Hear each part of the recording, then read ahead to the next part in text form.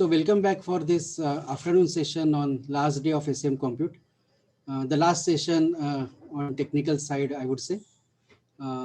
So for this session on multi-institutional initiatives, we have Professor Viraj Kumar as the session chair, who is also the program committee co-chair for this SM Compute 2020. So I would request Professor Viraj to take over from here. Thank you. Thanks everyone, and welcome, as Ravindra said, to the last technical session. I hope my audio issues are better, if not, just somebody let me know. So we're going to have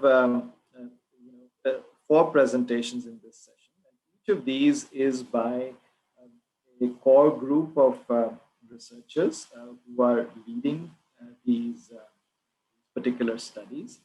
And in 3 out of these 4 cases, ACM India has very kindly supported this initiative, so that we have, some amount of startup resources to get these projects going. And I'm inviting all of you to please, listen to these presentations, not only from your own interest. Of course, we hope that you yourself will be interested in some of these studies, joining us in some of these studies, but also if you could share this information with all your colleagues, not only at your particular institutions and organizations, but also friends that you are aware of in other institutions who you think might be interested, because we are really looking at a wide participation network here. And as I said, there are incentives for faculty and students for many of these projects. So we really hope that you will help us disseminate this information through your networks. And I'm now going to hand over to Professor Neeldhara Mishra from IIT Gandhinagar to describe the first study. I will then do the second, and we will proceed. So Neel, over to you. Thanks so much, Viraj. So is the screen visible and am I audible? Yeah, absolutely. All good. Go ahead, please. All right, perfect. So just making sure that I have an eye on the clock. So thanks to Chitra for preparing these slides. And as we have agreed, Chitra, please feel free to chime in at any point. Let me just get started here with, so we're going to be talking about a little bit of the impetus for this specific study, and what we are hoping to discover, how we are going to do it, and how we plan to do it at the moment. I think suggestions would be very welcome, especially in this part. And this, because this is a large-scale study that would involve a large number of institutions, I'm going to round off by trying to outline why should institutions be interested in joining forces. So yeah, the background for this study is the fact that, well, maybe I should not say the fact that, but I think it's fair to say that there is overwhelming evidence, both anecdotal and as documented in several studies, I mean at least dozens, that there is a gender gap when it comes to when it comes to the professional scene in the context of computer science specifically, also beyond, but the scope of this discussion is restricted to professions that people would most naturally consider when they graduate with a degree in computer science or related fields. So we are thinking about industry jobs, but also academia and related arenas. And everywhere, as I said, there's both anecdotal and documented evidence that there is there is a gender gap in terms of just the numbers at every level. So if you're interested, a few studies are kind of on the slide, so you could probably look them up. It also seems like there are studies that show even some sort of a performance gap when it comes to so this is still references on the slides. You continue to see references in various domains, in various professional domains. But what I was saying earlier is that there even seems to be some sort of a performance or a skills gap based on gender, and of course possibly also based on other ways of partitioning the data set that you're looking at. So I'll get to that in a bit, but for now our focus is on women in computer science. So the question is that these studies typically measure or indicate a gap at the end point. This is to say when people have graduated and they're looking to get into the job market, whatever job market that is, and that is where at the entry level and upwards, whether it's discussions about the glass ceiling, representation of women in leadership positions, and all of these discourses, I think it's widely observed that. That there is a significant and substantial gender gap, which of course I think is I imagine that it's easy to agree that this is concerning and worth understanding. I think while ACM and ACMW in particular, I think put in a lot of effort to encourage girls and women to participate more, encourage them to be involved in, let's say, coding, programming, and things like this. And of course, I think there's always a conscious effort to ensure representation in events like conferences and such. But I think it's generally speaking clear that we have a long way to go. So while these measures that are in place should continue and of course increase, I think the objective of this study is to kind of just get a sense of what's going on. I mean, to some extent, we want to understand if, well, we see the measures of these gaps at the end point, and we want to understand, is that coming from the fact that there is a gap at the entry point, which one might think of as, just a representation gap coming from the fact that there just aren't enough women who are getting into the pipeline. So is there a gap at the beginning, and is that, how substantial is that?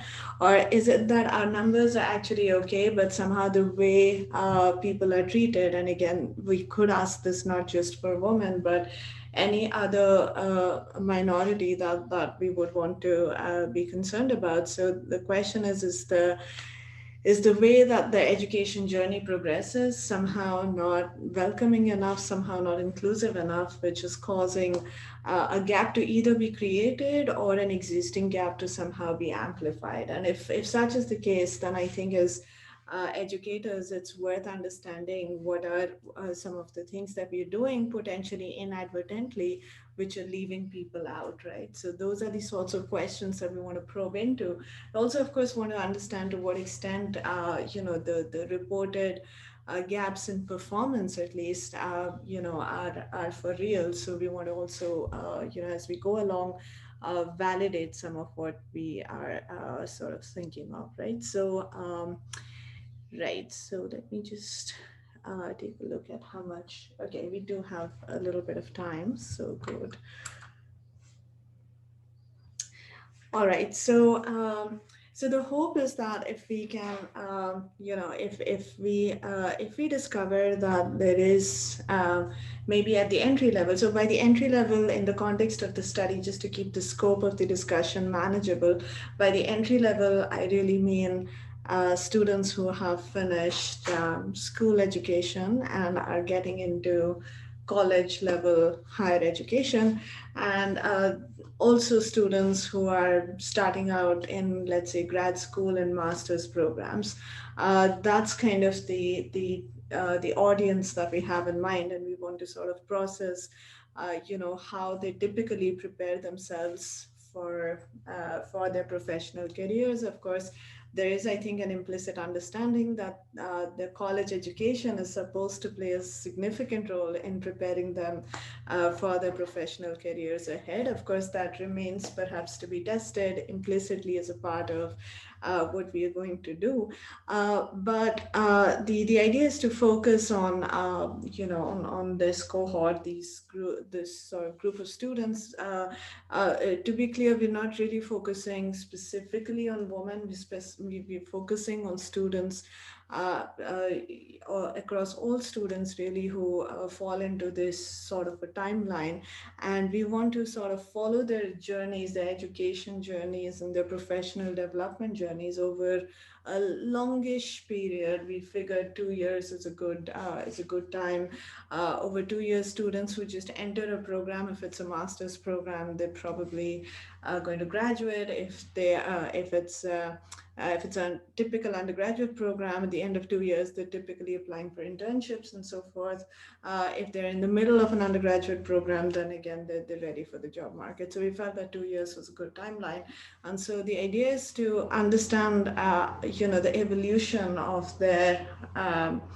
uh, of their progress over this period of time, and try and understand what is it that we are doing.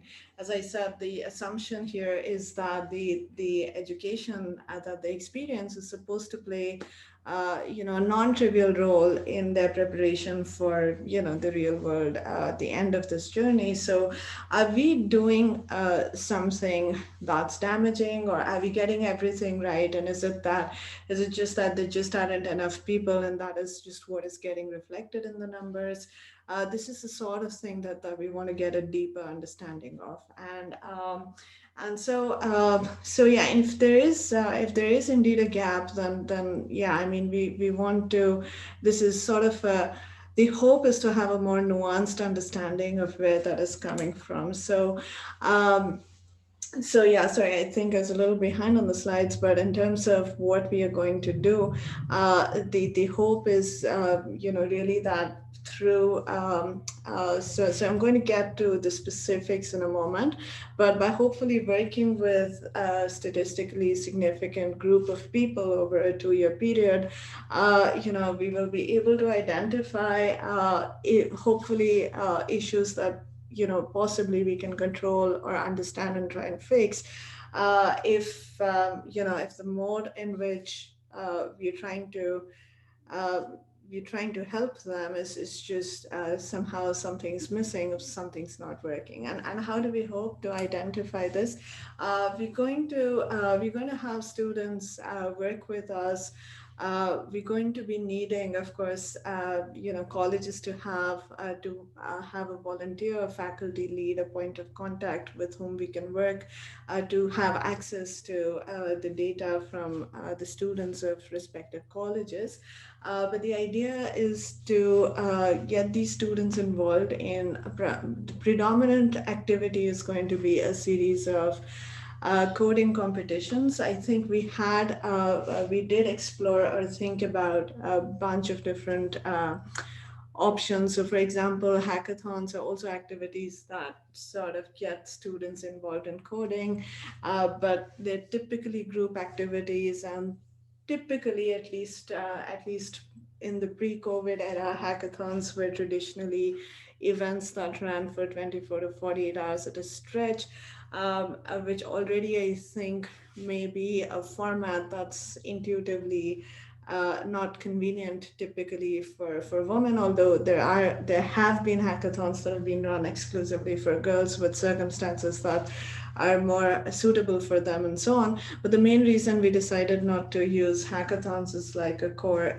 part of the methodology was that they're typically group activities, and it's hard to track individual progress across hackathons. But instead, what we do plan to do is to see if we can understand the evolution of their education through various surveys at various points of time, plus have them participate in certain programming contests, which kind of test fairly basic programming aptitude. And hopefully with the data that we gather from all of this, we will kind of begin to have a sense of, well, and as I said, this data is not, I mean, we're collecting it from all students.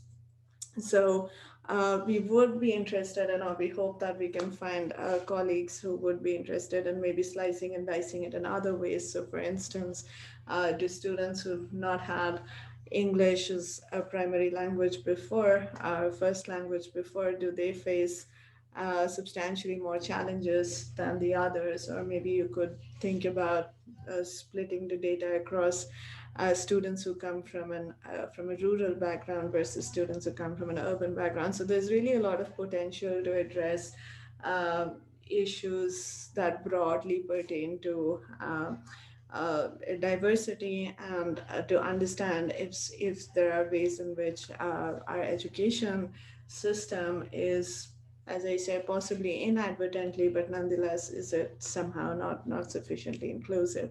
So across surveys and programming tests, and of course a baseline aptitude test and an exit aptitude test, we hope that between all of this, we would have gathered substantial information to sink our teeth into and try and have a deeper understanding of what is going on here. So, so in terms of the timeline, we are sort of announcing this as of right now, and we are hoping that we will be able to reach out, like Viraj was saying. We're hoping that we'll be able to invite and reach out to potential partner institutions during this month and the next. So by mid-January, we hope that we would have had a chance to publicize the study widely enough, and we would have we are hoping to have approximately 100 partner institutions from different parts of the country, and hopefully, hopefully covering different kinds of programs. Hopefully, there'll be enough variety in the data set that we're hoping to assimilate here. And I think, as Virat said, ACM has very kindly, supported this project idea. So we will have some funds to support colleges that may not have the resources to. So one of the main things that a participating college will have to worry about is to get students excited about consistently participating in programming contests over a longish period of time. So a natural way to do this is to incentivize these contests locally a little bit. And to that end, I think if there are institutions that require some financial support just to get off the ground, to get this going, we'd be happy to work with them to explore that, to figure out what the needs are, and see if we can. There is certainly some support that's available, so we should be able to explore this quite a bit.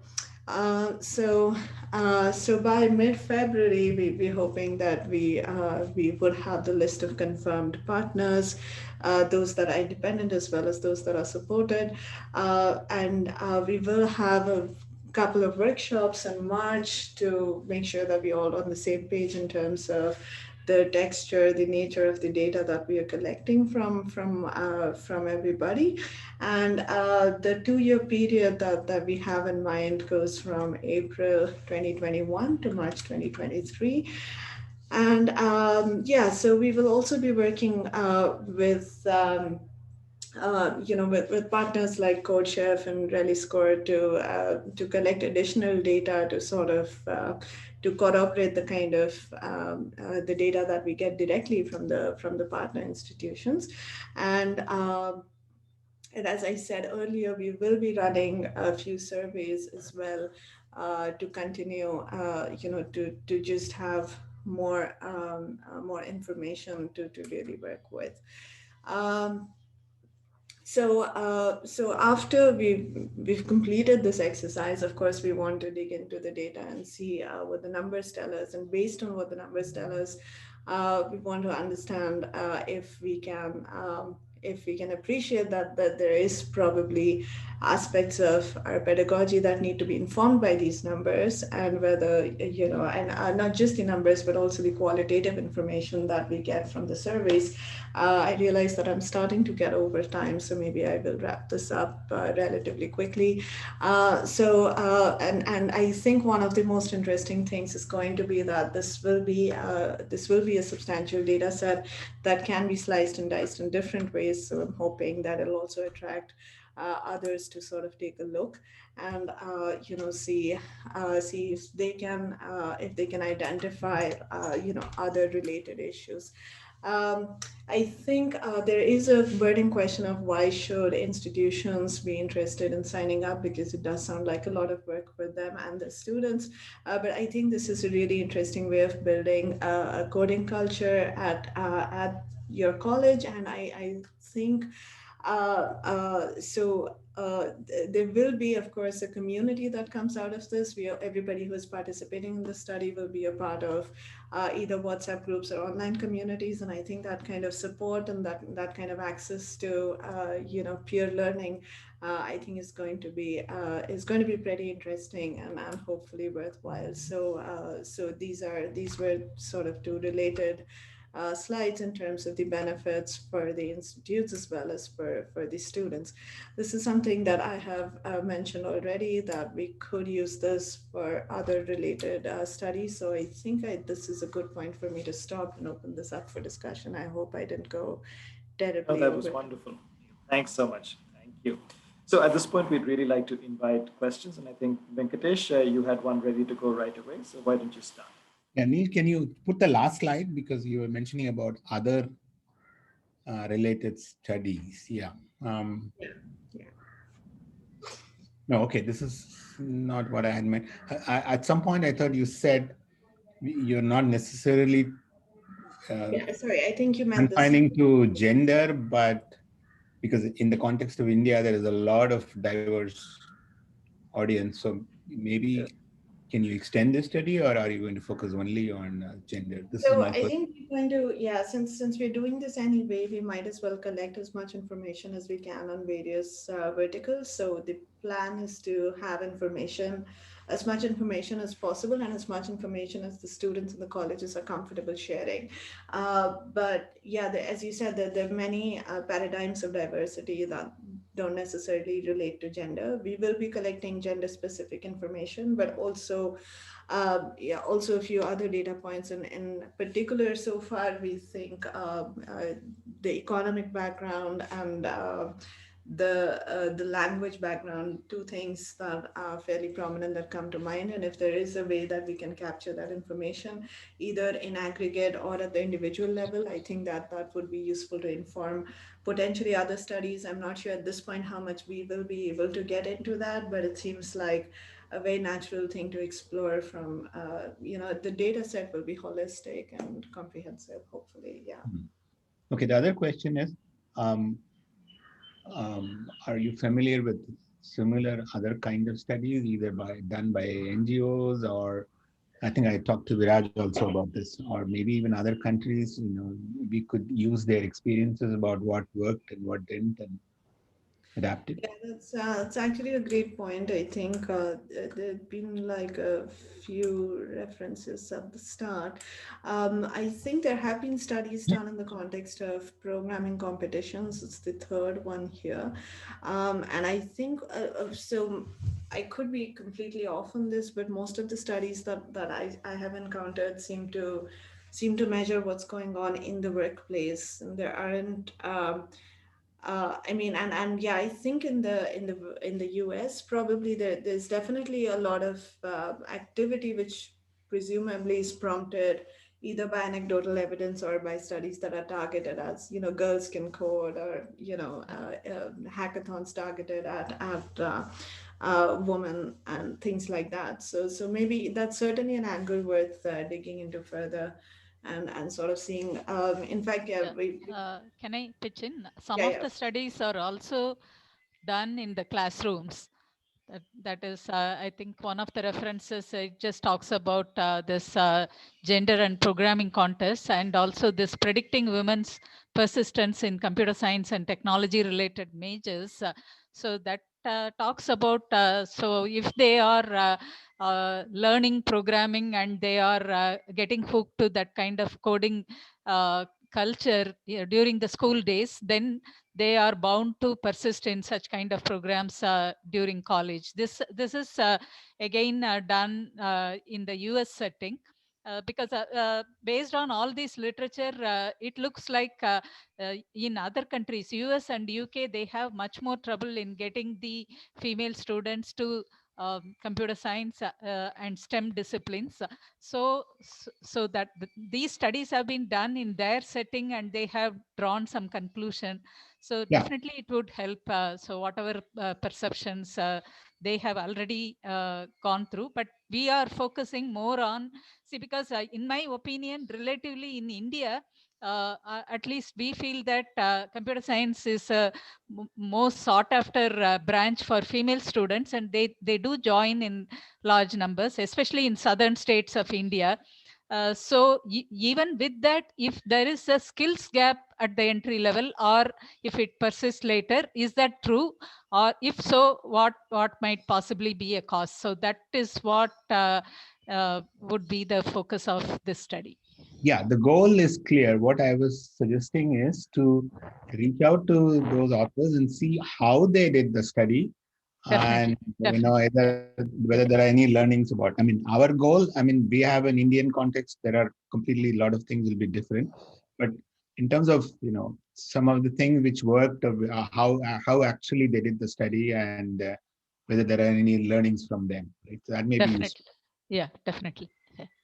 And just to add to that point, so we did reach out to Hina, and Hina, thank you for joining this. And we look forward to working with ACM India on this study, getting your inputs, and also ACMW Global on this. So, please, if there are any other specific questions that you would like to bring up at this point, this would be really nice to discuss. Yeah, I think I'm just going through the chat, but I think Chitra has already addressed the questions that came up there. And I also realized that we have like a couple of minutes. So yeah, maybe if there's a quick point. If there are questions anyone would like to post on the chat, we'll be really, really happy. I just wanted to okay, Prajesh has a question. Why don't we take this? Challenge could be to get women to enroll in such contests. If female participation itself is low, can it skew the results? It's an excellent point.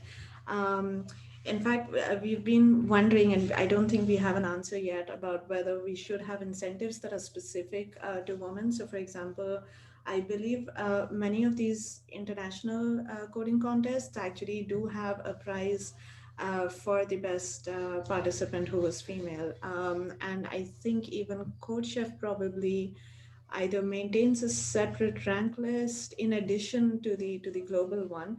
I'm not 100% sure on this, but I do know that. So sometimes having gender specific incentives can probably help increase the participation. But again, we don't want that to bias the data like in the other direction. So hopefully hopefully having a global pool of incentives and one that's specific to women will to some extent help the participation. But yeah, I think that that's definitely a concern. But some of this is right now anecdotal and speculative. I'm not sure if the numbers as Chitra was mentioning. I mean, in terms of the number of people enrolled in the programs, it's not that bad. So hopefully it's a matter of just giving them the right sort of encouragement and incentive to be involved. Anita is asking if there is an analysis across the various states. So I think already in compute earlier today, unfortunately, I wasn't able to attend, but I think there was a specific study that was specific to one college, though I wouldn't call it a state level study. Chitra, do you remember anything that was? I just wanted to add, Neil, that some of the aspiring minds data that we have cited here is also broken down by state. Broken down by state, right? Yeah, and Anita, it's a great question, and again, I think this is an opportunity for us through the study. One thing that I'm certain, once we address some of the issues that we ourselves have, uncertainties we have about the study, I'm sure we can try and scale, even within a state, because there's going to be so much variation within a state. We're not going to get a large sample within a single state. We're targeting 100 nationally. So we could certainly redo the study once we have a methodology established through this. So once again, thanks to ACM India for sort of seeding us in this process. Right. Thanks. In the chat, I'm going to post a couple of links for those of you who are interested. We have a website with more information and links where you could sign up. And I've just taken off the screen share so we can get to the next talk. But I'm definitely around, and we can continue the conversation in the chat if that's okay, Viraj. Yeah. There's a question from Lakshmi. Do you want to address that, Viraj? Sorry, concept inventory rather than the programming contest. Yeah, maybe let me just take a quick look and address that in the chat, considering we slightly over time. But I just wanted to sign Actually, off. if you'd like to, that's okay. Let's address it here. I can keep my presentation a little short since it's based on the keynote. So let's try and answer it if you'd like. Right. So I think the notion of concept inventories is kind of relatively new to me. As I said, maybe it's something that we can incorporate into the surveys that we have planned as an additional point. Yeah, because one of the issues with coding contests is also that again, there is a difficulty of language, and we've at least this is what I have found in the classrooms, that people sometimes can write the code if the task was given to them directly, but unraveling the question can pose a serious disadvantage, and it's not clear how to correct for that.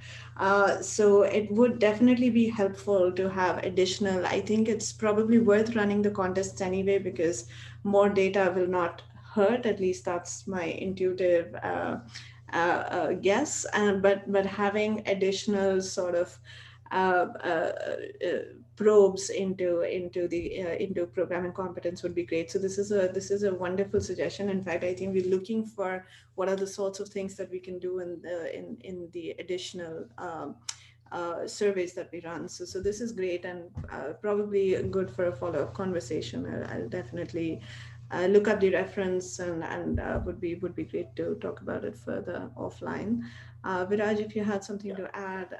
Well, just want to add what a great segue, because two of the authors of that study that Lakshmi cited are right here, will be joining us in the next study.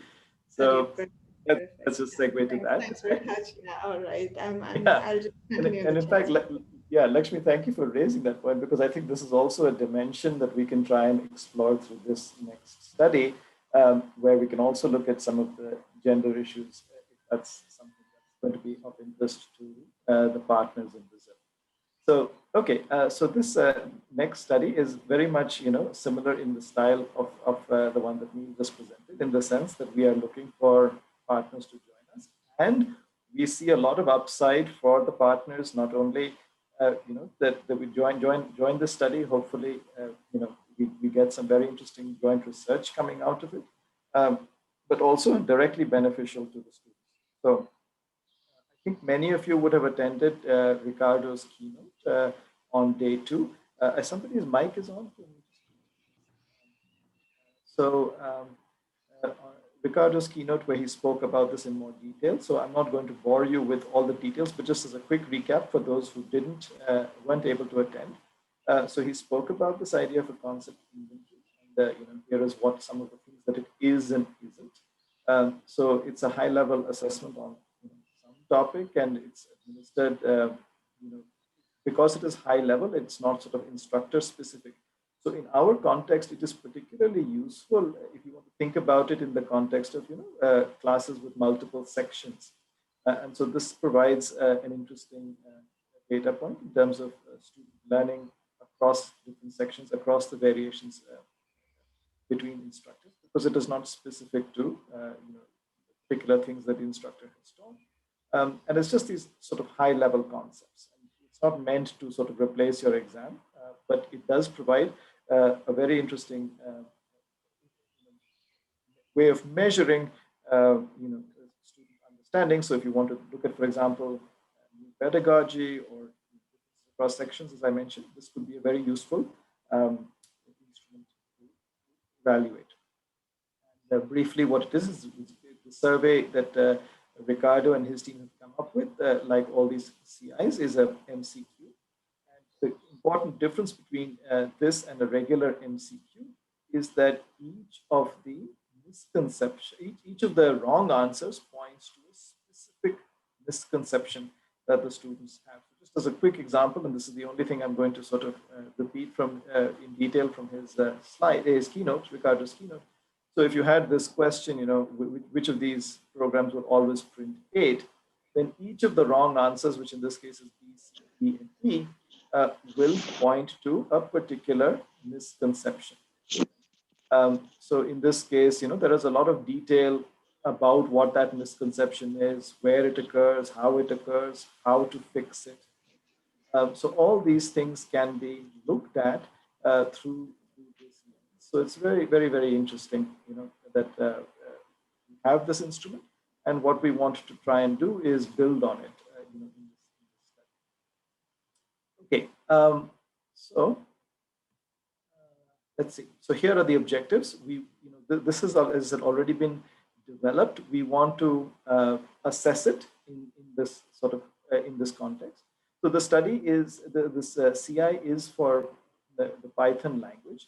So the partners that we are looking for are institutions where Python has already, there are courses that you are teaching with Python, or also, have been doing this for several years, or you have just started, or you are about to start, so you have everything ready to go. So I'm just going to share in the chat with all of you a link to sign up for it. And this is one of the things that we're interested in understanding from you. If you would like to partner in this study, where are you in this journey in terms of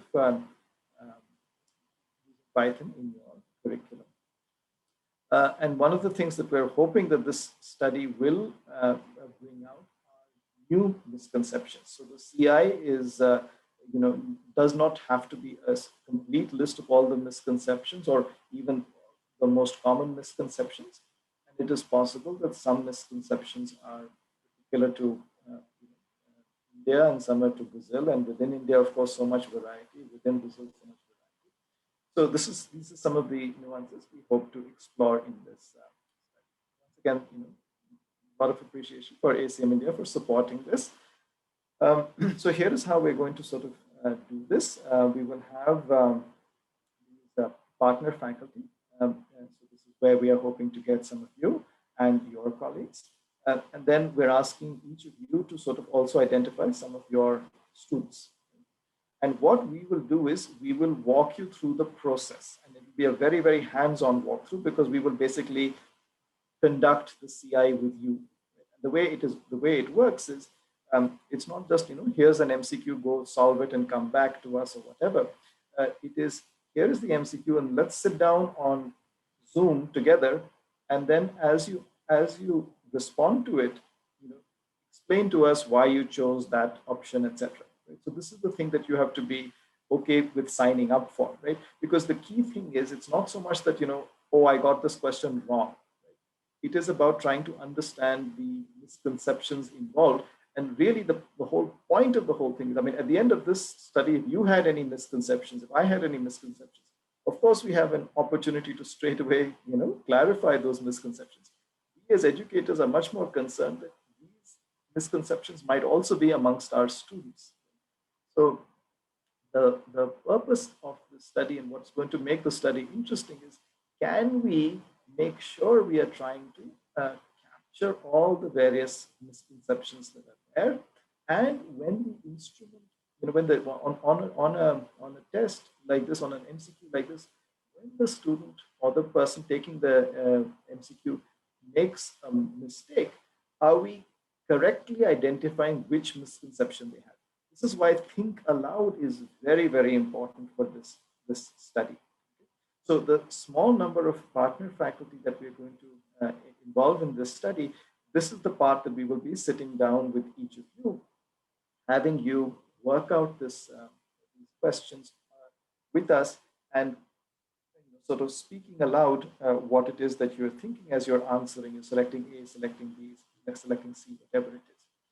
And that process, having had that hands-on experience, that is the process that we would encourage you to also do when you are trying to elicit misconceptions amongst your students.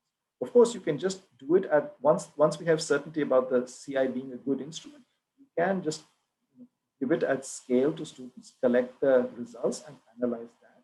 But if you are interested in trying to identify further misconceptions, or you want to expand this to another domain, not Python, for example, then this experience will be extremely useful.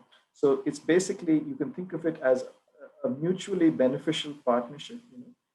Each of us gets something of value. We get some interesting data for the research study.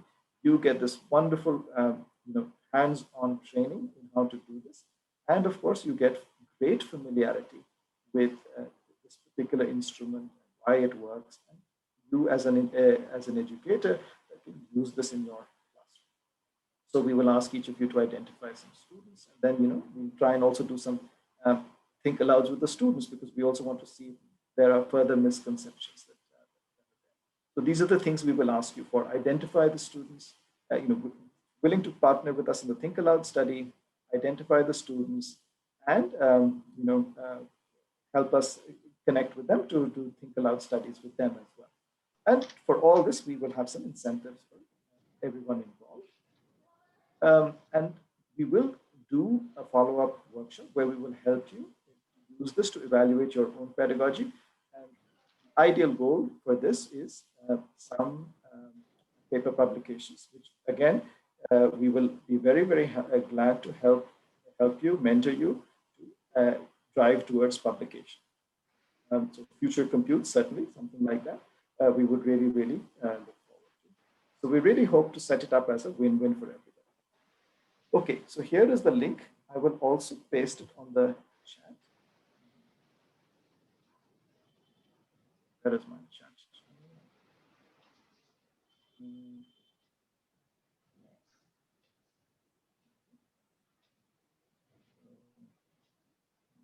Paste the link in the chat.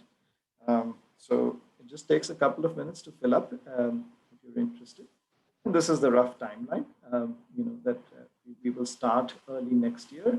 And maybe we might even be able to move a little bit quicker than this, but we know with COVID, there are going to be all kinds of challenges. That's why we've given ourselves enough time. And of course, we're trying to coordinate this across 2 different countries. So we will try and okay. So with that, I think that's about it. I don't think I have anything else other than requesting questions from you.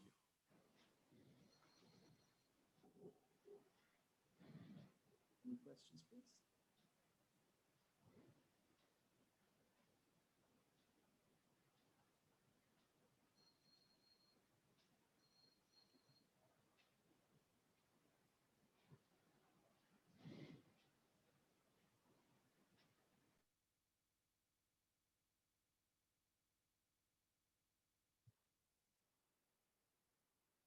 Okay, so what we'll do is we will.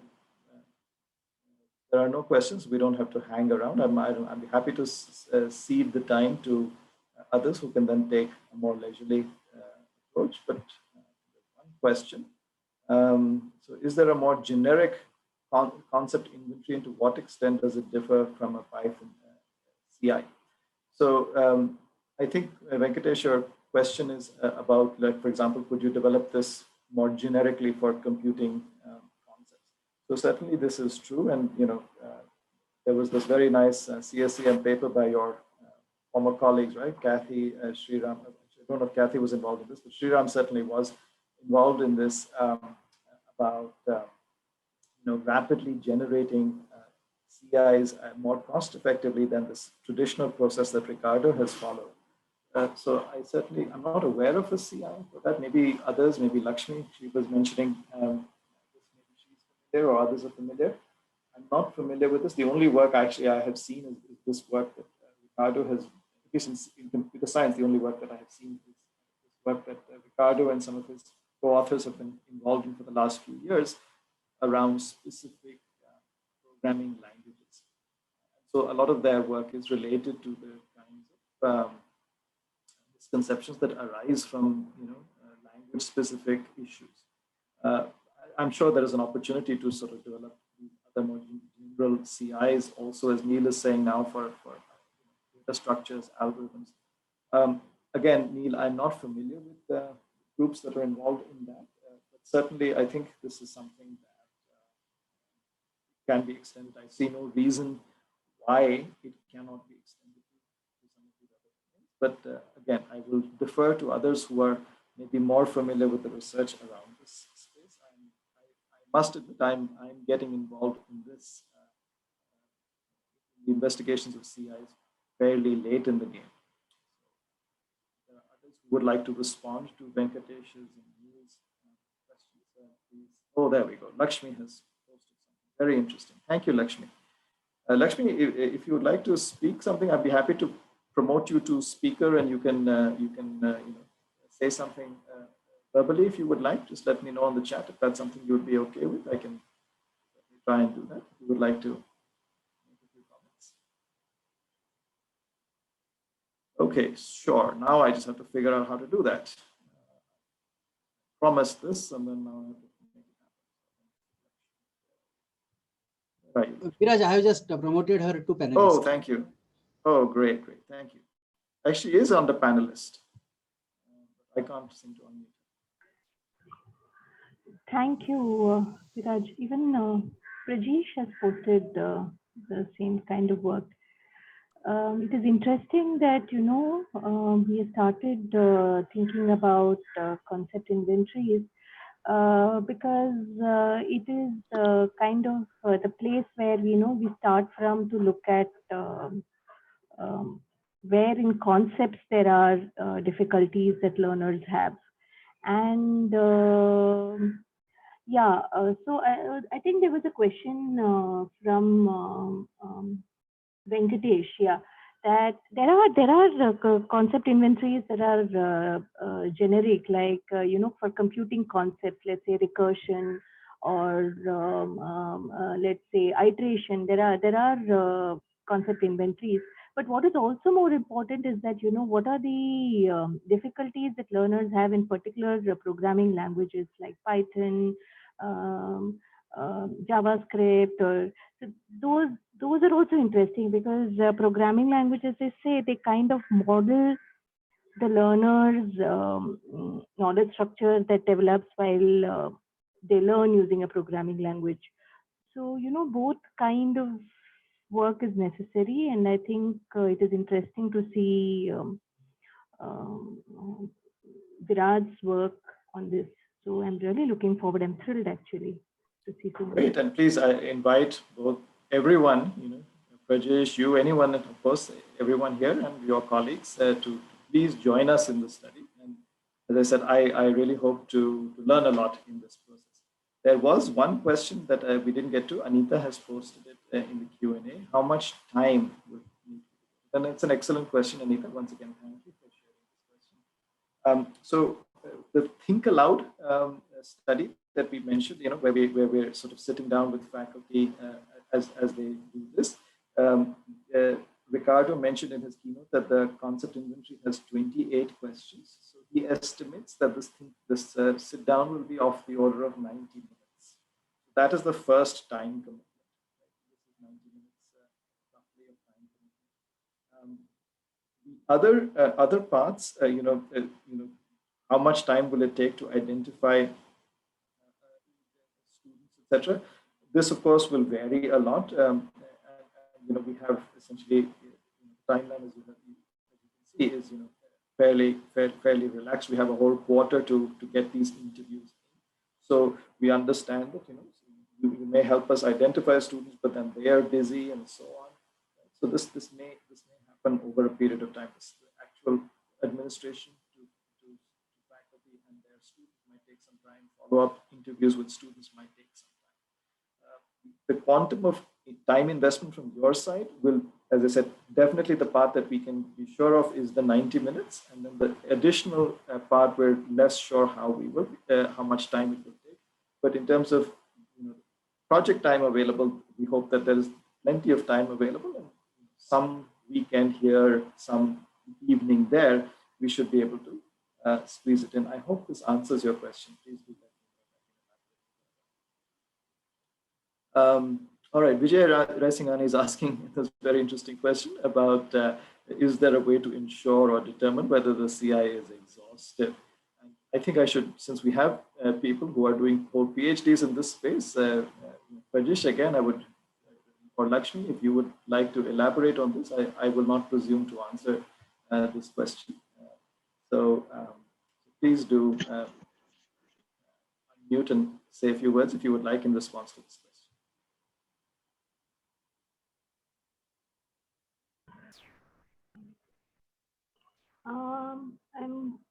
Yeah, that's a good question. I don't know if there is an automated way to discover these, but yes, creating a concept entry is time consuming. And like in any instrument, it's like an instrument, so you'll have to kind of establish its reliability, validity, and like in any instrument, you would take time to make sure that it is reliable and valid. But I'm really not sure if there's an automated way to discover if it is exhaustive. I don't know. So I will share. I think since this is there, while Venkatesh is speaking, I will dig up this reference that I mentioned. This CSCM. Sorry, this was actually not a CSCM. This was a recent paper. I will dig up the reference and share it. It's not automated, but this, it's a potentially semi-automated technique for developing these. And once again, this is something that I've shared with Ricardo and his colleagues. This may be an approach that we will try and also use in this study or in the future version of this study. It's not fully automated, but it is parts of it they promise to be able to automate. So I will share a couple of links, one the paper and one a talk where he speaks about this. Okay. Thank you. I'm glad the questions came, and I'm so delighted that there are others who would be interested in joining this. So again, the link to the form is up there, and I hope some of you will join the study and will also include others in your network who might be interested. Okay, so we are a few minutes ahead of the scheduled time, but Venkatesh Chapella, you're ready, right? I mean, we can start.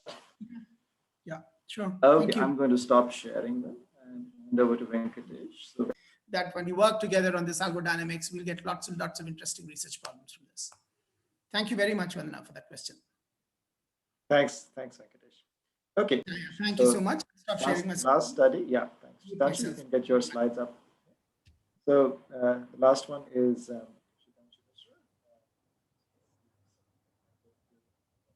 last study. Thank you very much. Thank you, previous three speakers. And the whole session was engaging and thoughtful. And my screen is visible, right? Yeah, but it's not maximized yet. Yeah. Okay, no problem. Yeah. So let me start with let me start presenting this. So this is one of the projects that ECM India has kindly agreed to support. So it is about training faculty to conduct action research through an investigation of a student interest in computing programs. So investigating why students are interested in joining computing as their major at preferably tertiary level.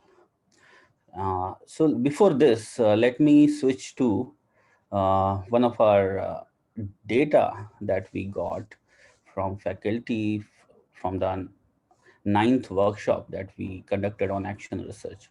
So these were the few inputs that the participants gave on 9th workshop. So we asked them to provide some of the ideas about what problem they think they want to solve as a research problem in computing education. So we can see that there are interesting responses. These are a subset of them. So they said that evaluation of answer sheets for non-mathematical, and so this is about something creating a tool to support computing education. Other thing is about students' attention, studying why maybe the participant is referring to why students' attention is there or not there, or how to improve it. Then there are other things. Maybe this topic teacher, the participant thought that it's a difficult thing and how to support teaching learning of it. So what we see here is there is a huge potential that's demonstrated in these inputs. Teachers are able to think of interesting and diverse research questions and research objectives, but maybe they need some polishing and some support.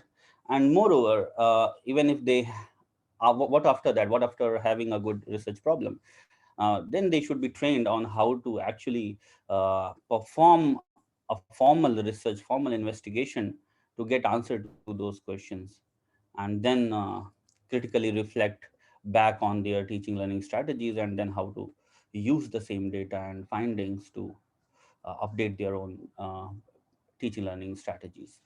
So this project is about training faculty primarily, and then there is a path how to train them that I'm going to show later.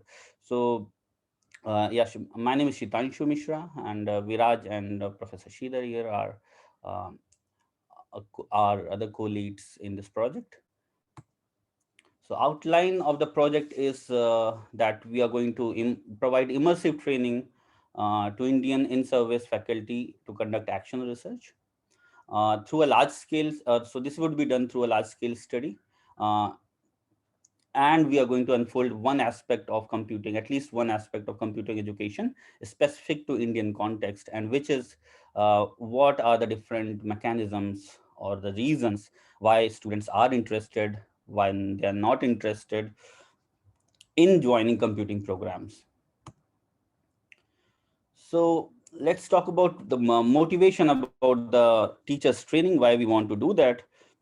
So this has been shared in Professor Ayer's talk, and then we also shared in our last workshop, that there are inquiries, levels of inquiries in computing education. So a normal teacher, he teaches as normally people teach. They teach as taught. So they are just a teacher. But moving a level further, an effective teacher, uh, they tend to use theories from literature and from different sources, and try to implement them and improve their students' learning performances. Again, moving a level further, a scholarly teacher would not just use established teaching learning practices, but he'll also do some critical reflections, formal assessments, such that he or she makes sure that whatever decisions he she is taking is actually working for their population. So it's really important. One good pedagogy may work for your context, and another good may not work. It depends on what's the characteristic of the of the of your population, plus what's the characteristic of the pedagogy or theory that you are using, and then whether both are merging uh, positively, synergistically or not.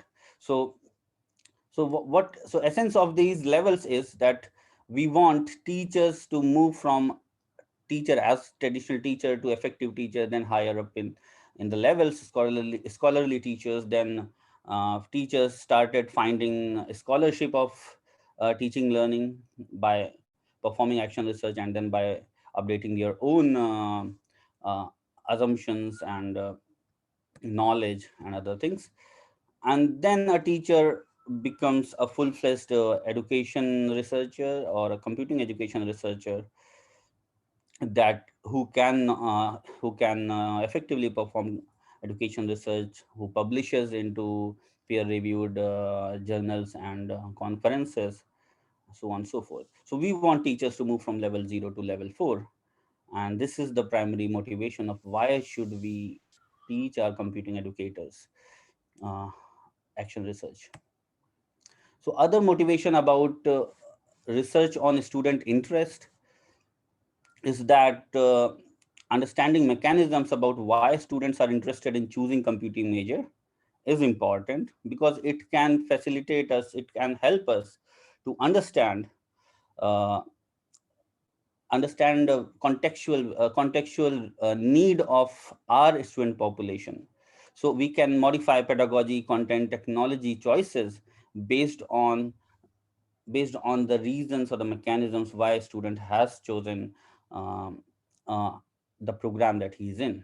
So India is a diverse and diverse country, and it is critical to understand how does this affect students' decision across the varying region and culture across India. So what we want to say that is like, unless teachers at different localities are able to assess their students, assess the reasons why their students are interested, what are the motivating factors why they came into the computing major, they may not be able to properly take decisions on what technology, pedagogy, and content they should choose to go ahead and teach.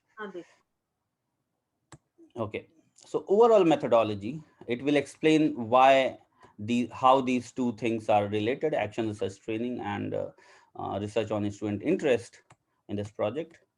So overall methodology is immersive training. So immersive training requires faculty to learn action research methods theoretically. Plus, immersive training also requires the participants to do hands-on practice on solving a real-world research problem. So this hands-on practice on real-world research problem provides a synergistic opportunity between between us, the uh, lead researchers in this project, and the participating educators. So this provides a synergistic opportunity to train the computing educators and make them a partner of a large scale research study.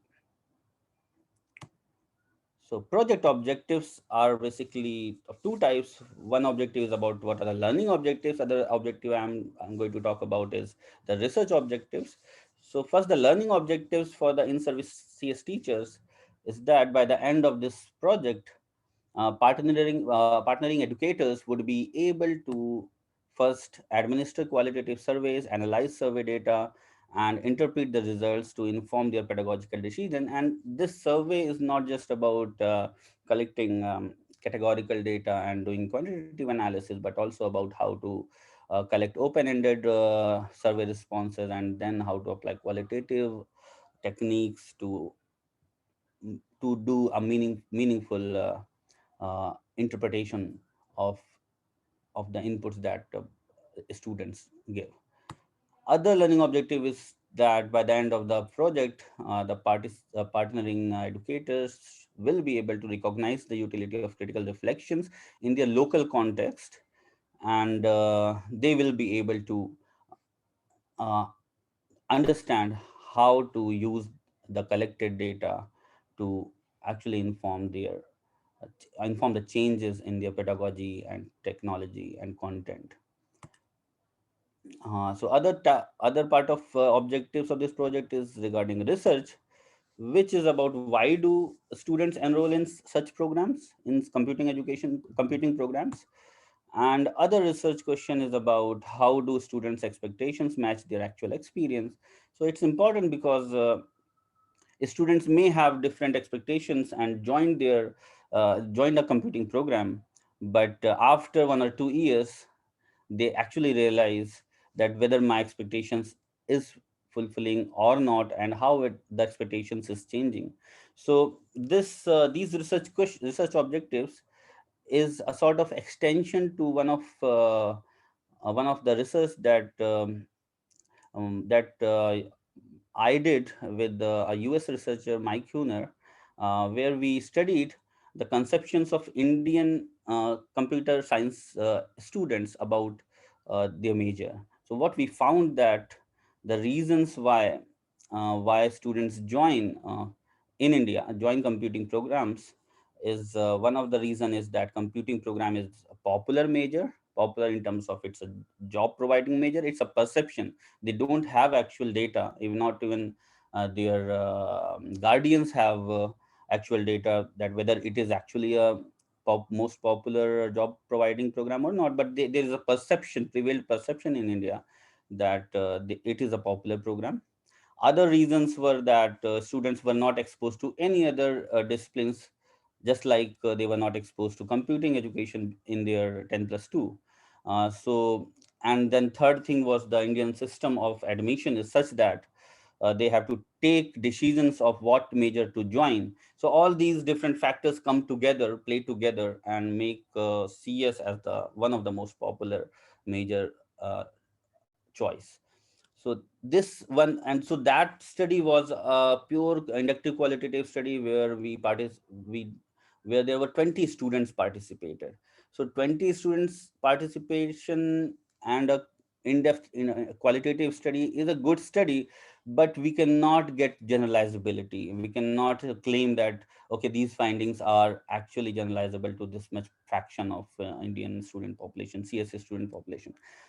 So what we want to do right now is to extend that further at a larger scale, include teachers, make them collect data, make them train them how to analyze data for their own needs, and then we will also use the same data to uh, try to answer these research questions.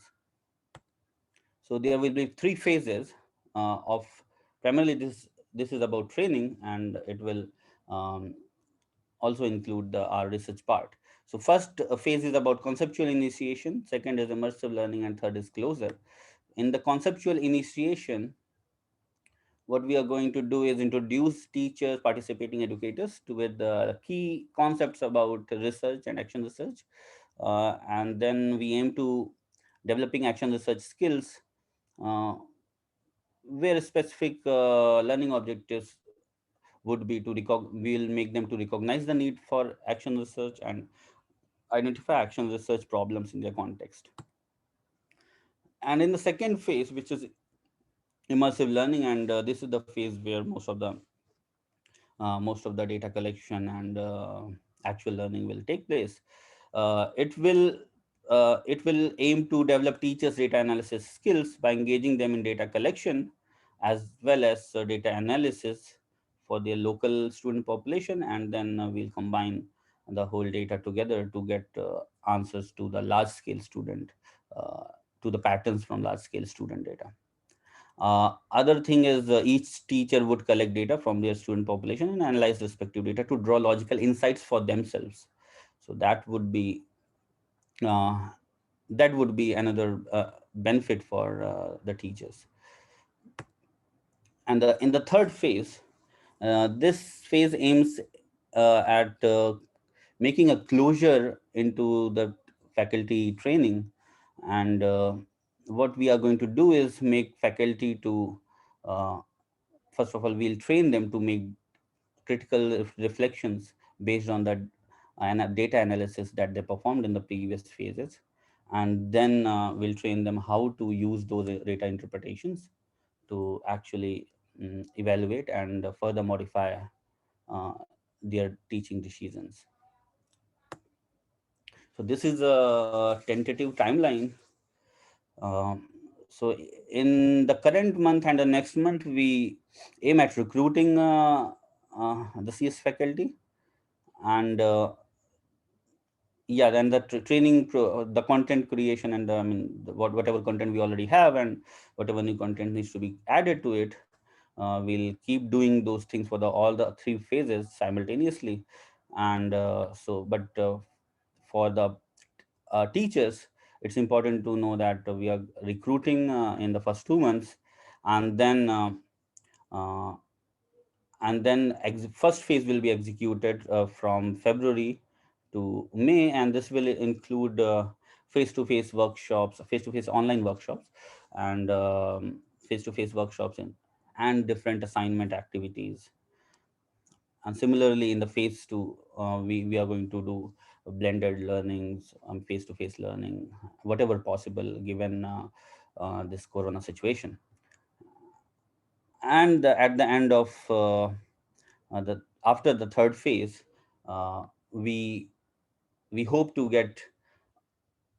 we hope to get answers to what research questions that we wanted to answer, and at the end of and hopefully by the end by the next compute 2020, when we are going to present you all with the findings that we'll get. So the announcement formal is we invite in-service tertiary computing educators to register and partner in this immersive training collaborative research project.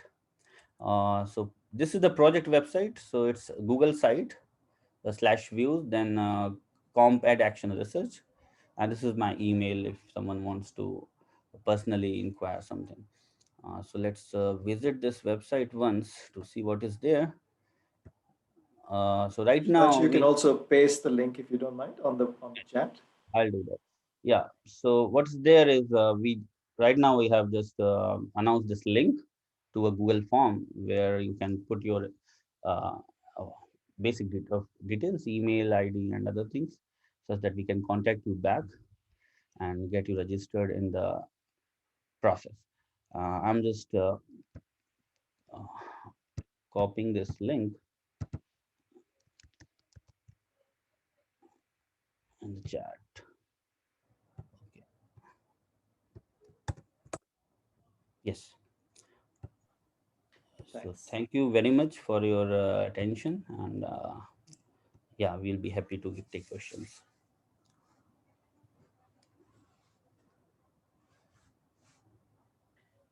Okay, so thanks, Shitanshu. It's open to questions for this study. And also, just as a quick reminder, post the closing session, we also will have some breakout rooms in case people would like to ask further questions about with any of the studies. So we have two separate breakout rooms, one which Venkatesh Chopella will be leading, and then one in which the rest of us will be one happy family.